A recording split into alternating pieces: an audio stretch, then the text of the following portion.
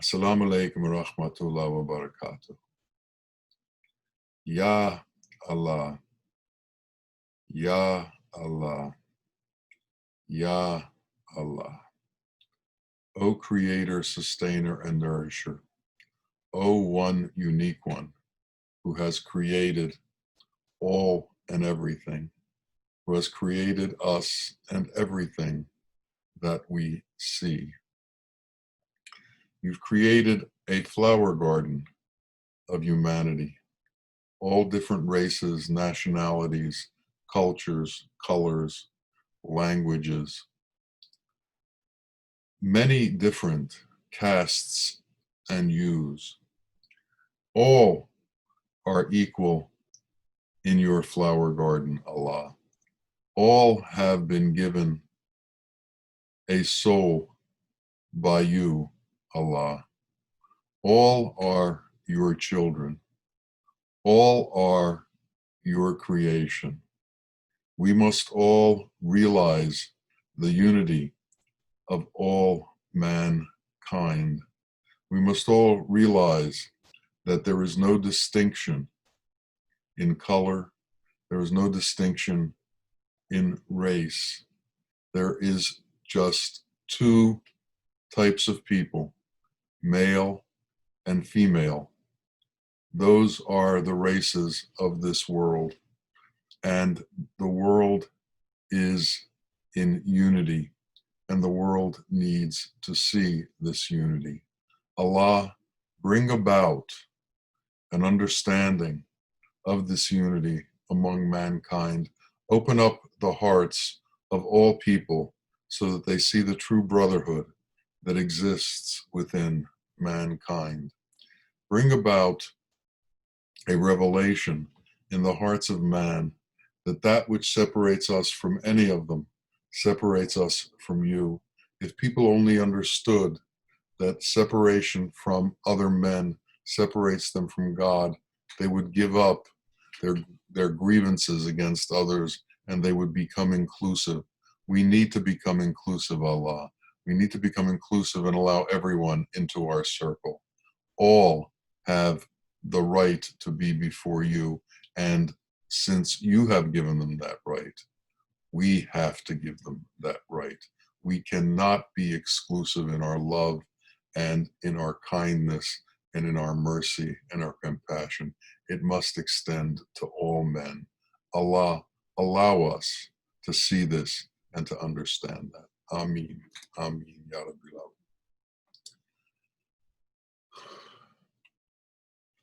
I met Muhammad Rahim Muhaiyaddeen in March of 1972. I was 26 years old, and I had been reading Gnostic or esoteric literature for about 5 years.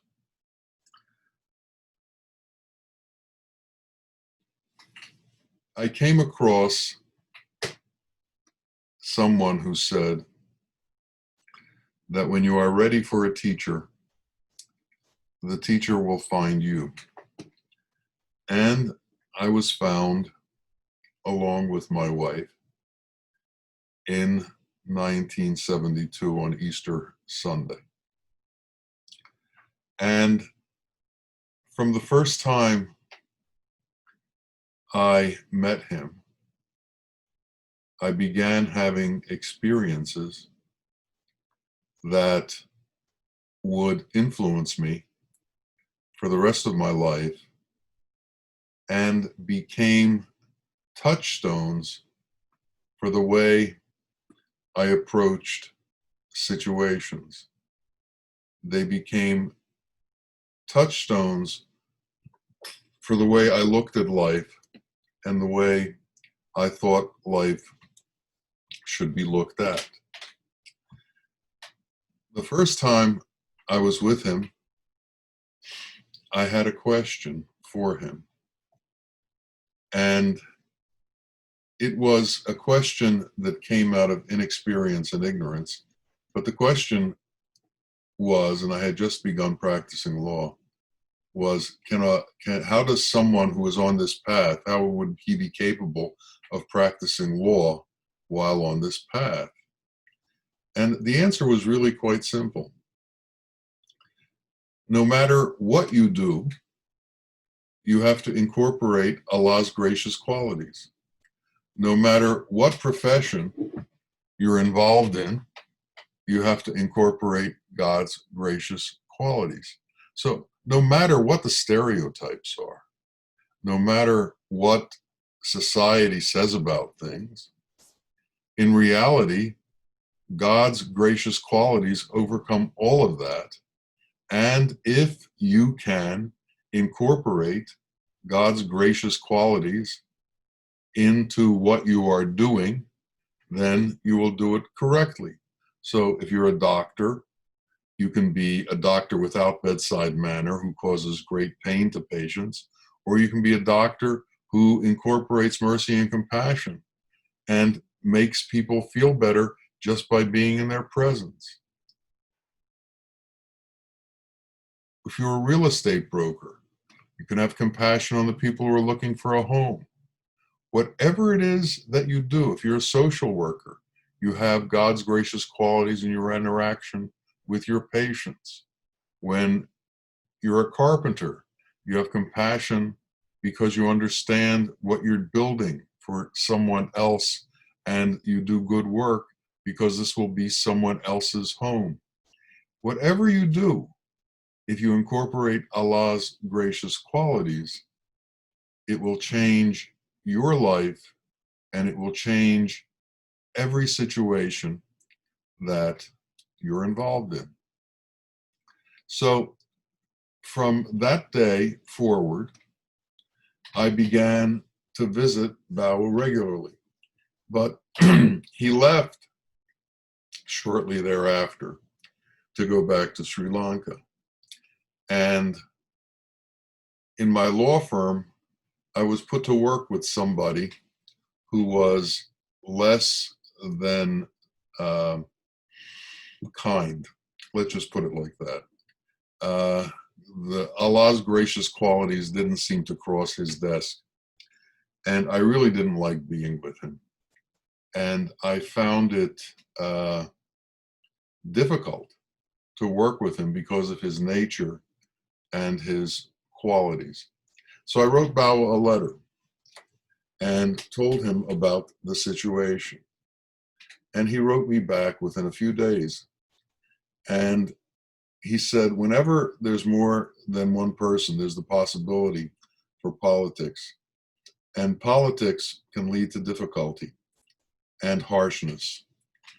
He said, no matter how prestigious or important this firm that you're in is, it's better to live in your own rat hole than in somebody else's castle. Now, I immediately he also said, go out on your own, start your own practice, and Allah will take care of you. This gave me the courage to do that. We had just bought a house. I had no money. We had a kid, but I had courage.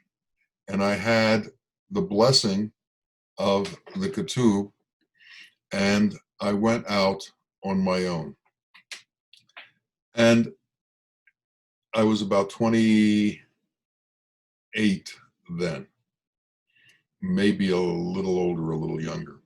But ever since then, I have basically done things on my own, and I haven't relied on other people.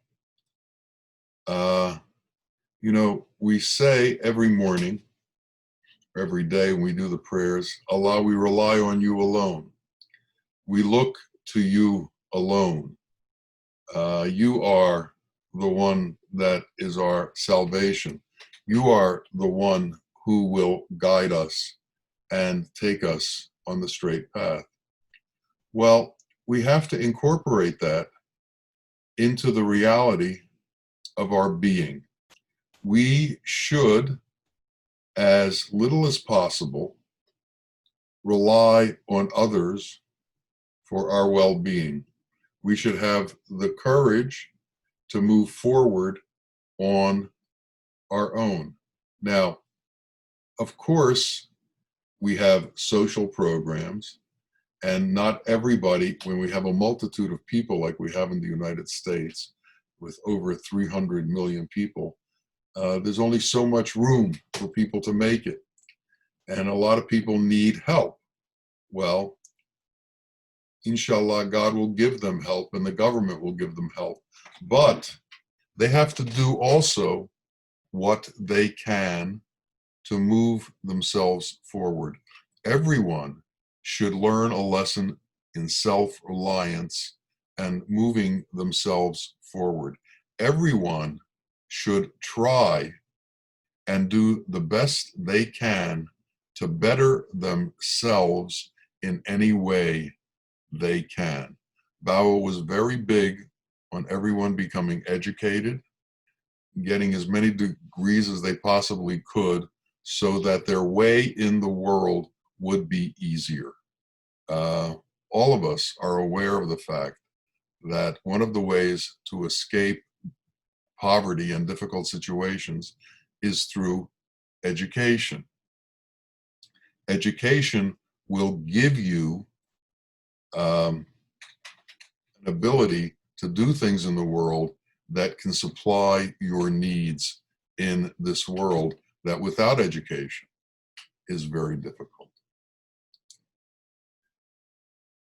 When the mosque was opened up, Bawa gave a talk, and this was in 1984.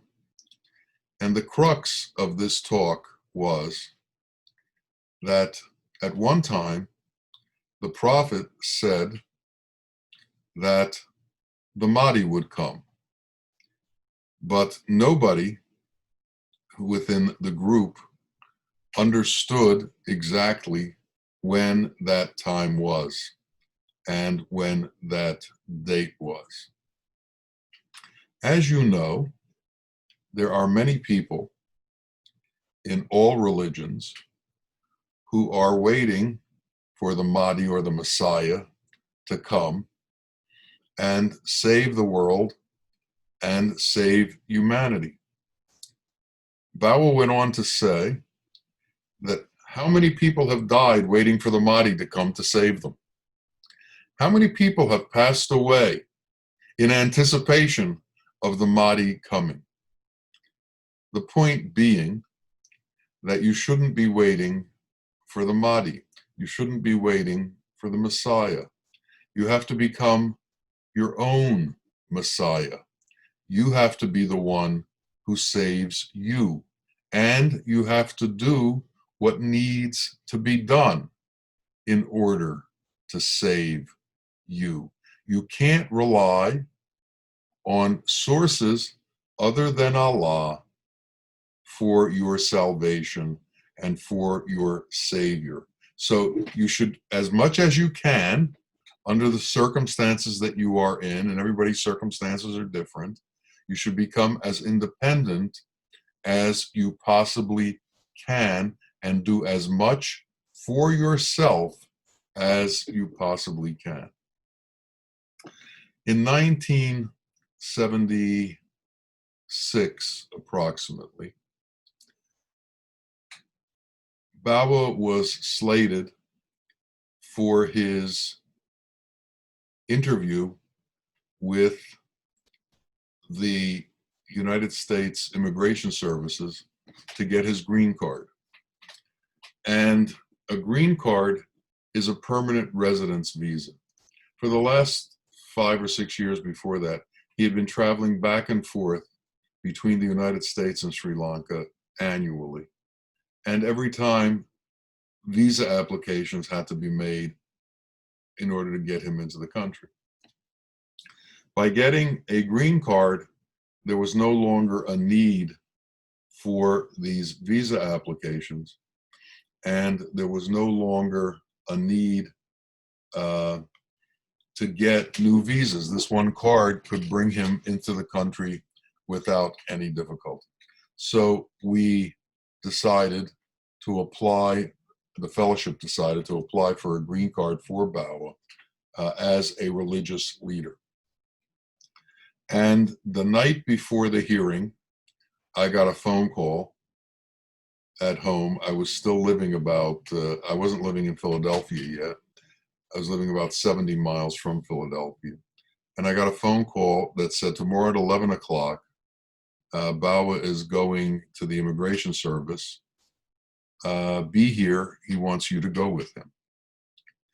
And I said, fine. And the first thing I did was I turned to my wife and I said, we have to clean the car. And after we did that, the next morning we drove to Philadelphia.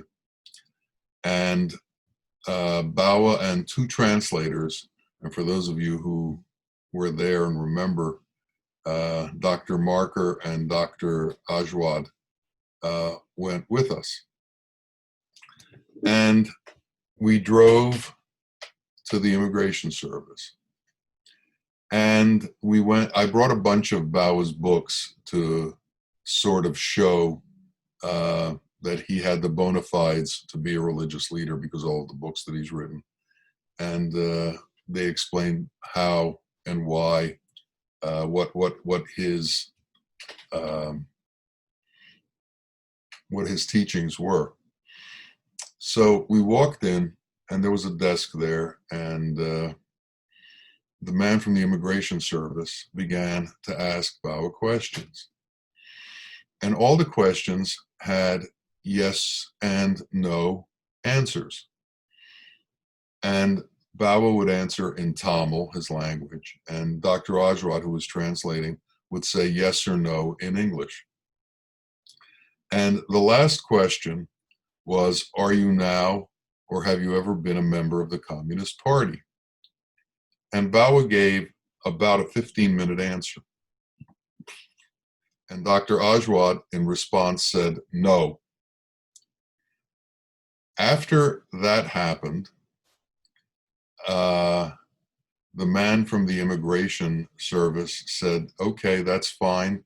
And he said, you will get a notification of getting your green card in the mail along with the green card. He basically indicated to us that everything was all right. We thanked him and we left. When we got into the car, I was curious. So I immediately asked the translator what went on in there. And he said, when Bawa was asked whether or not he was ever a member of the Communist Party, he said that one of the reasons he came to America was to keep communism out of America. And part of the work that he was doing here was to keep communism out of America. And every day he worked to keep communism out of America. How could he possibly be for some kind of system that didn't have God in it and didn't allow God to be in it? And he went on further to explain that communism takes away man's self-reliance, and man should never give up his reliance on his self and his reliance on God. So both of those things are taken away by communism. Essentially, he was telling him that he didn't believe in utopian systems on this earth. And we shouldn't believe in utopian systems on this earth. This earth is a place of struggle and difficulty, and it is not going to change from that into a utopian system just because some people say that it can. We always have to have self-reliance, and we always have to strive with belief in God to try and move ourselves forward as best we can.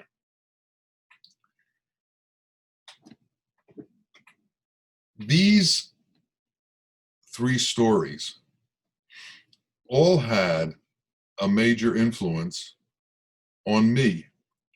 These three stories all helped me in my travels through my life and all helped me make decisions as various decisions came up in my life. Dignity does not have to do with the amount of wealth that you have. Dignity does not have to do with the kind of house you live in. Dignity does not have to do with how fancy the clothes you wear are. Dignity is an entirely separate quality, and it has to do with your own integrity and with your ability to be stalwart, honest, and appropriate in your behavior in all situations. Just because someone is rich doesn't mean that they have adhered to Allah's gracious qualities, doesn't mean that they understand the nature of Allah's gracious qualities. A poor man can have as much dignity as a king. A poor man can carry himself like a king. A poor man can be proud of the work that he does, just in the same way as a rich man can be proud of the work that he does. We need to have a certain sense of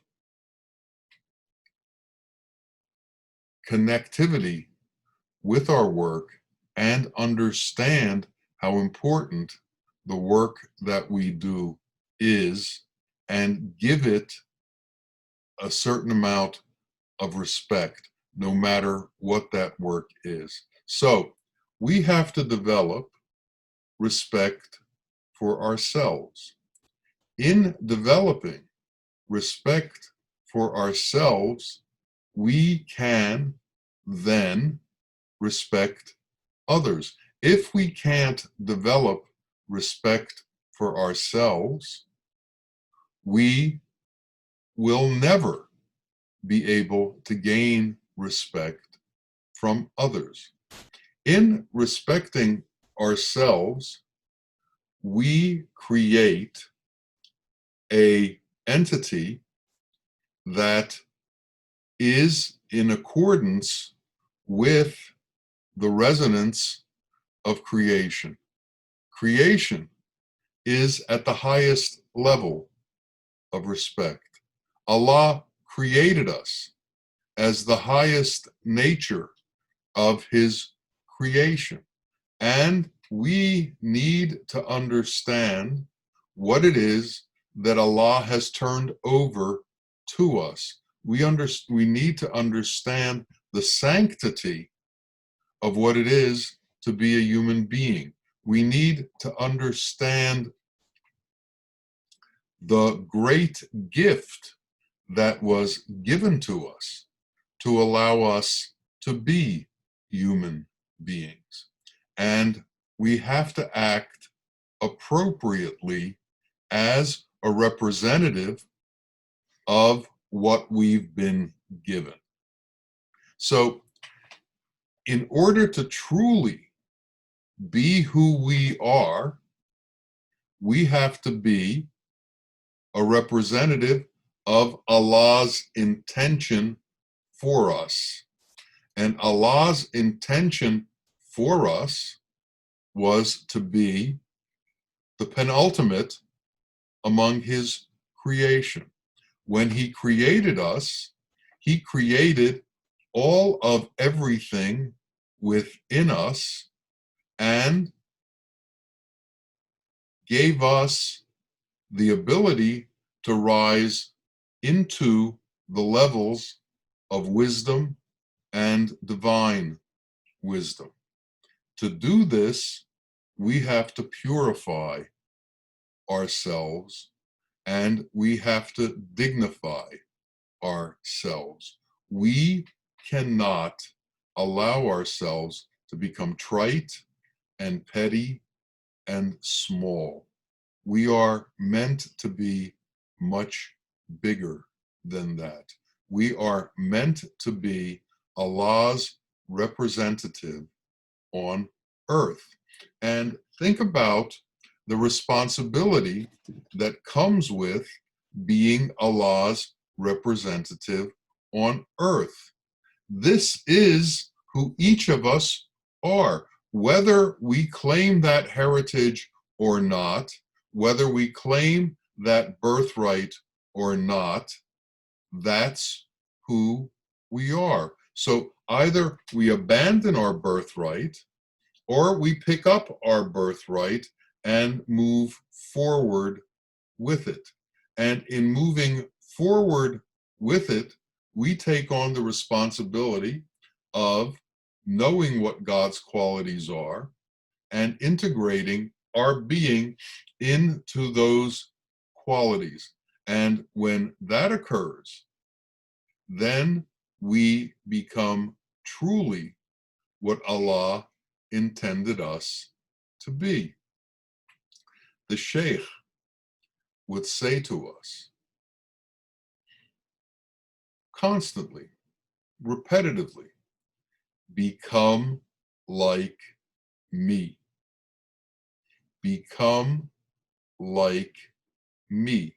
He was a manifestation of God's qualities on earth. And he was telling us to become manifestations on God, of God's qualities on earth. The greatest work in this life that we can do is to integrate ourselves with Allah's gracious qualities and become a representative of those qualities on earth. There is no greater thing that we can be. And it doesn't take fame to do this. It doesn't take wealth to do this. It doesn't take power to do this. Just the opposite. It takes humility. It takes becoming small. It takes having empathy for others. It takes having the ability to feel the pain and difficulty of others. It takes being able to feel the joy of others. It takes integrating ourselves with all other people. It takes that when we talk with somebody, we give them our full attention and acknowledge their existence. We see who they are. We feel who they are. We aren't so wrapped up in ourselves that all we have to talk about is I did this, I did that, I did this, I did that. Some people spend their entire life talking about their accomplishments, talking about what they did. And every conversation they have is a repetition of that. Imagine if every conversation that you have is about the person that you're with and about the situation that they're in and about empathizing with the situation that they're in and understanding the situation that they're in and giving of yourself to them to assist them as best you can in the situation that they are in. It's a different way of being when we begin to live for others and not just for ourselves. It begins in the home. It begins with the family. Can we be of assists to our children? Or are we expecting our children to be assists to us? Can we be assists to our spouses?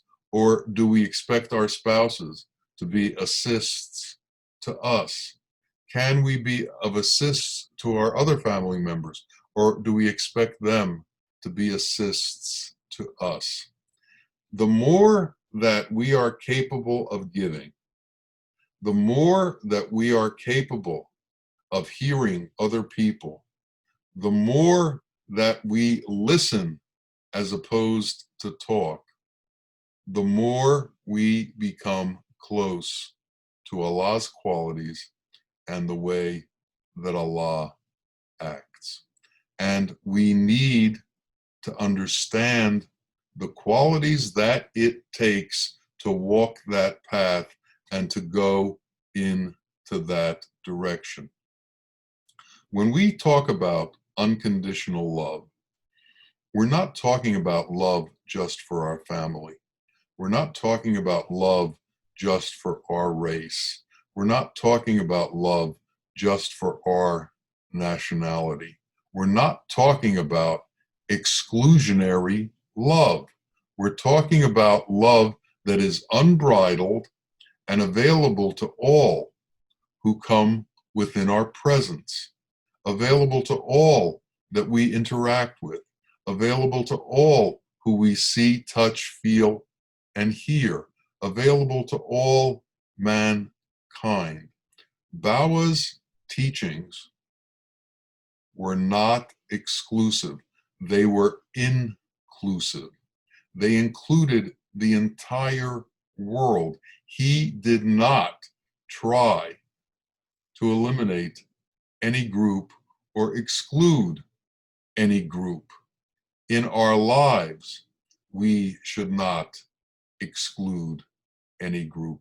We should not exclude any people. We should not exclude any religion. We should not exclude any race. We need to be inclusive. And our dignity grows as our ability to be inclusive grows. Our dignity grows as our ability to give to others grows. Our ability grows as our empathy towards others grows. Our dignity grows as our humility grows. We are exemplars of Allah's highest creation. We must take on the mantle of the responsibility that comes with being that. And we can't lay that responsibility down. The world stays in place because within the world there are true human beings, because within the world there are insan kamils, because within the world there are those who commune with Allah. And Allah created man so that he would have someone to commune with. And as we have people in this world who can commune with Allah, this world will be protected. This world will be safeguarded by Allah. It says in the Quran that the rulers of a nation will be in line with the temperament and the being of the peoples in that nation. So if we want our nation to have dignity, we need to have dignity. If we want our nation to be empathetic, we have to be empathetic. If we want our nation to be truthful, we have to be truthful. And we have to be patient. We have to be patient for all of this to happen. and we have to be able to watch while it happens. Violence is not our way. Patience is our way.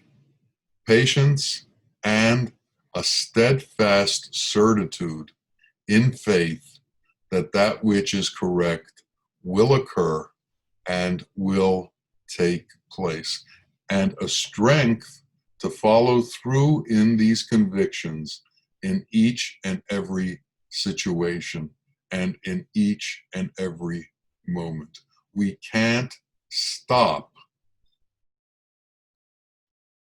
We can't give up on these principles. We have to reestablish them every day. And no matter what the difficulties or the hurdles that are put in front of us, we have to be able to reestablish these principles and continue to move forward with these principles. But while we sat with our sheikh, we noticed that he never wavered from his convictions. He never wavered from his principles. And being in his presence gave us the courage to also be that way.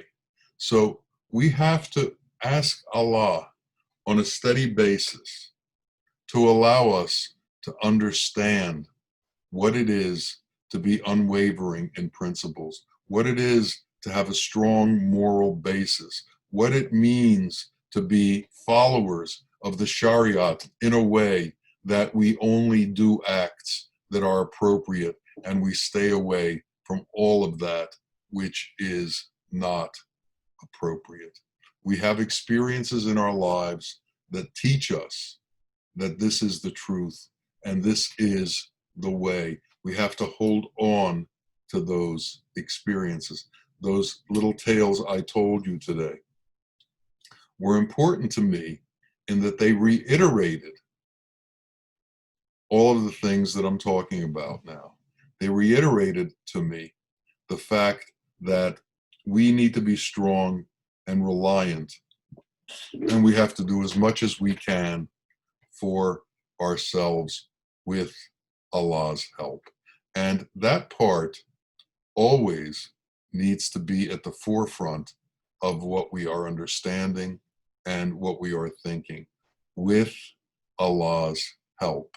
There is a reason we're to say Bismillahir Rahmanir Rahim before everything that we do, because we acknowledge that it's in the name of God, the merciful and the compassionate, that we do this and that we can do this. And if we can remember to say Bismillahir Rahmanir Rahim, it sets us off in the right direction, in the right way, on the right foot, literally, because we're doing it taking on the name of God and his qualities. And if we truly feel that, if we truly have that intention within us, Allah's qualities, as we move to do things, we will do things correctly. We just have to constantly stay conscious of that. Ya Allah, we who are weak bow before you who are strong. We ask you to give us your strength to make us more powerful in your way. We ask you for your guidance to take us on the straight path towards you, encased in your qualities. We ask you to allow our discernment and discretion to be able to tell the difference between what is right and what is wrong at all times, and to do what is right. We ask you to be our guide and our light. And we ask you to open our heart so that we see not with our mind, but we see with our heart, which can understand the truth. We can see the reality of existence. We can understand the truth of existence, and we're not blinded by the delusion and illusion of this elemental world, that we're not blinded by the glitters and the hypnotisms of this elemental world, that we're not blinded by the wealth and the lust and the fame of this elemental world, that we are without need of praise, and that we don't shy away from being blamed, that we look only for your truth, Allah, and we ask that this truth be given to each of us. Ameen, ameen. Ya Rabbil Alameen. Assalamu alaikum wa rahmatullahi wa barakatuh.